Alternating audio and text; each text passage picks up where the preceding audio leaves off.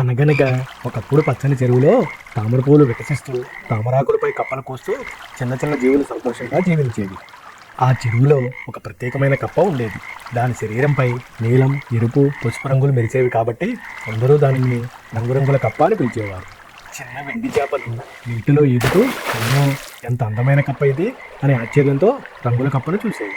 రంగుల కప్ప గర్వంగా తన మెరిసే శరీరాన్ని చూపిస్తూ ఈ చెరువులో నేనే అందరికంటే అందంగా ఉన్నాను అని పొగుడుకుంటూ చెప్పేది. ఒకరోజు చెరువులోకి ఎర్రటి అగ్నిలా మెరిసి బంగారు చర్మం కలిగిన ఒక కొత్త చేప వచ్చింది. అది నిజంగా అద్భుతంగా కనిపించింది. ఆ అగ్ని చేప అందరినీ ఆకట్టుకుంది. చెరువులోని అన్ని చేపలు ఆ అగ్ని చేపను చుట్టుముట్టి నీ వెలుగు ఎంత అద్భుతంగా ఉందో అని దగ్గరికి చేరి స్నేహం చేసుకోవాలనుకున్నాయి. కానీ ఈ దృశ్యం చూసిన రంగుల కప్పకు ఇది నచ్చక అసూయ కలిగింది. ఎందుకంటే అందరి దృష్టి అగ్ని చేపపై పడి దాన్ని ప్రశంసిస్తున్నారు. రంగుల కప్ప కోపంతో నీటిలో ఎగురుతూ ఇక్కడ ఎవరూ నన్ను పట్టించుకోవడం లేదు అని ఆగ్రహంతో ఆలోచించింది.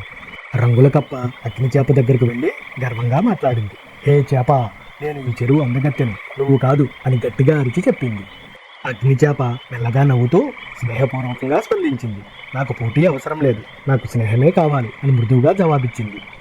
రంగుల కప్ప అగ్ని చేప మాటలు వినకుండా నాకు నీ స్నేహం అవసరం లేదు అని చెప్పి కోపంతో అక్కడి నుండి దూరంగా వెళ్ళిపోయింది. ఆ సమయానికే ఆకాశంలో మేఘాలు కమ్ముకొని ఒక పెద్ద తుఫాను వచ్చింది.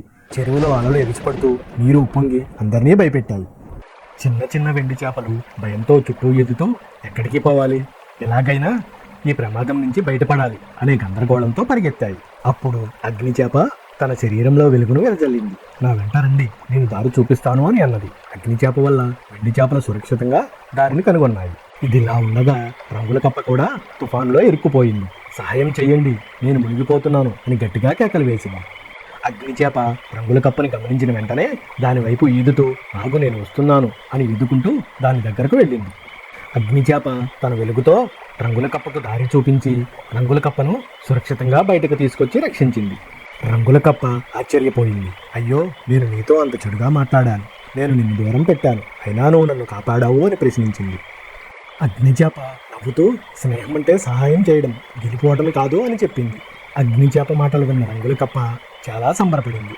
రంగుల కప్ప సిగ్గుపడుతూ తల వంచి క్షమించు, నేను గర్వంతో పొరపడ్డాను మరియు తప్పు చేశాను అని అగ్ని చేపను క్షమాపణ కోరింది. అగ్ని చేప స్నేహంగా చిరునవ్వుతో రంగుల కప్పను ఆలింగనం చేసుకుంది. సరే, ఇక ముందు మనం మంచి స్నేహితులమని అంది.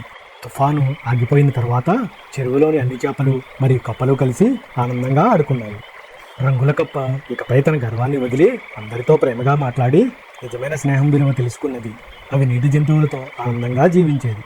అగ్ని చేప మరియు రంగుల కప్ప ఇద్దరూ మంచి స్నేహితులయ్యారు. వాళ్ళిద్దరూ కలిసి నీటిలో ఎదుతూ నవ్వుతో ఆనందంగా ఆడుకున్నాయి. చివరికి చెరువు మళ్ళీ శాంతిగా ఆనందంగా మెరిసిపోతూ ఉంది. అన్ని నీటి జంతువులు స్నేహంతో సంతోషంగా జీవించారు.